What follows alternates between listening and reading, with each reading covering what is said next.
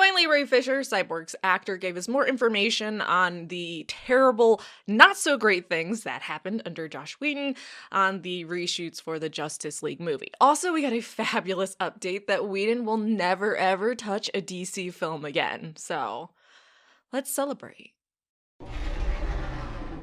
Just a warning, I do like Whedon's other works, Firefly, Buffy, and so on. So this isn't just a hate on Whedon parade video. This isn't coming from a place of malice. If it does seem like I'm hating on him a lot, it's just because he did some really fucking atrocious things. But hey, super shocker to no one, Warner Brothers 100% lied about Ray Fisher and threw him under the bus, which I guess congratulations, Warner Brothers. You're more evil than Disney, which Disney's done a lot of fucked up things, so the fact that you are able to achieve that is just like, bravo.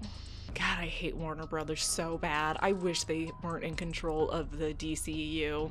So it came out in an article that not only did Warner Brothers lie about Ray Fisher actually not cooperating with the investigation and the allegations against Whedon and his disgusting behavior on the reshoots for Justice League, but also they lied and did fake investigators to figure out what happened. Warner Brothers. I know you've pissed away a lot of money with your shitty decisions, but you have enough money to make it easier than Googling the names of your sources and investigators and finding out, oh, they're not real.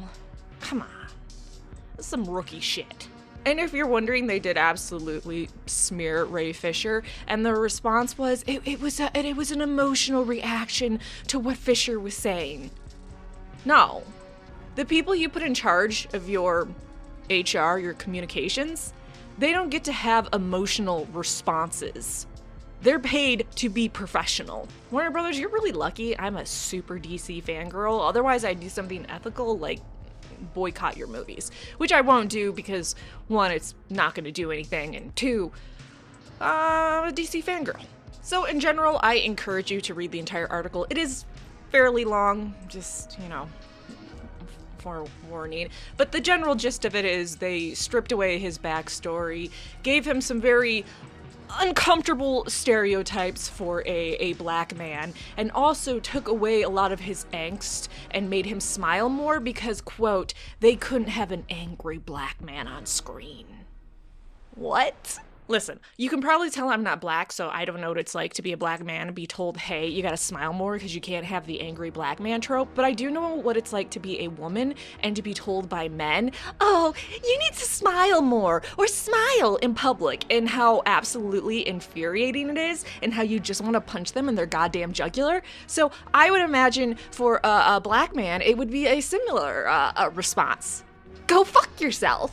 And it gets worse because Ray explained the different things he tried to tell Whedon, like, hey, what you're doing is offensive to the black community, you can't do that.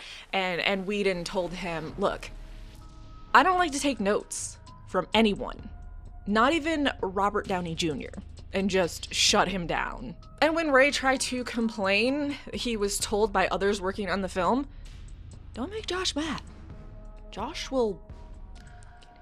Actually, no, all they said was, don't make him mad. So that's a little scary and psychotic. My favorite part of the entire article is actually when Ray was like, yeah, they really wanted my character to say, booyah! You guys remember that from the Whedon cut, how it just was really, really fucking stupid and out of place. Kind of like Jason Momoa going, my man, and stuff like that.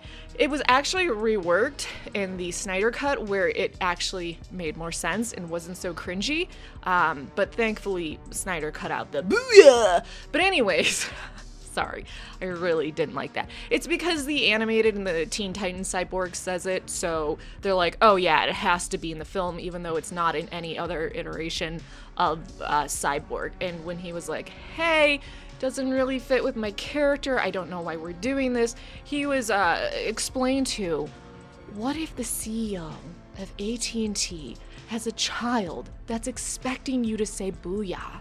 If we don't have at least one take of that, we could be fired.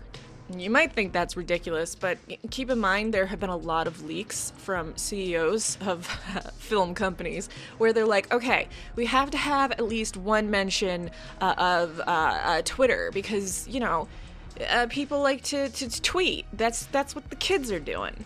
And the crazy thing is, Ray didn't want to throw the other actors under the bus because he doesn't want to endanger their career, but he did mention other people that had a problem with Whedon, including Jeremy Irons, who thought some of his new dialogue under Whedon was just absolute dog shit, which it was, and he was 100% correct. There was also a reveal that Gal Gadot felt really uncomfortable, and Whedon came at her when she said, hey, I don't like some of this new dialogue, and some of my character's behavior makes me a bit uncomfortable. This isn't very cohesive from the last Wonder Woman movie to this. So how can we fix this? Whedon, in response, decided to threaten her career and also come after Patty Jenkins, who's the director of Wonder Woman, and just start to slander her. So that's absolutely great. And then after, you know, the many times he was done just thrashing Gal about her concerns, he went and bragged to other people on the production this. Josh was bragging that he's headed out with Gal. He told her he's the writer and she's going to shut up and say the lines, and he can make her look incredibly stupid in this movie. Which, that sounds familiar, doesn't it? Because Whedon did that to Cyborg. Made him look like a complete joke in his cut. Because that's what Whedon does, because he's a spoiled little brat. Even Jason Momoa has come forward and said, yeah, some of what Whedon did is unexcusable, and a light needs to be shined on what he did to some of the cast with the reshoots. In fact, things got horrible. A main actor in the movie, not Fisher, went to the head of the studio and also went to a chairman of Warner Brothers to iron everything out and go, hey, this is getting a little out of control. Now, at the end of the day, I think we can all be a bit happy, at least I'm hoping most of us, that Whedon will never work on another DC film again, because the gentleman that is in control of the DCEU and DC films, Super Sexy Walter, said, yeah, he will never, ever be hired again. He will not work on any of our films. So, you know, pop some champagne.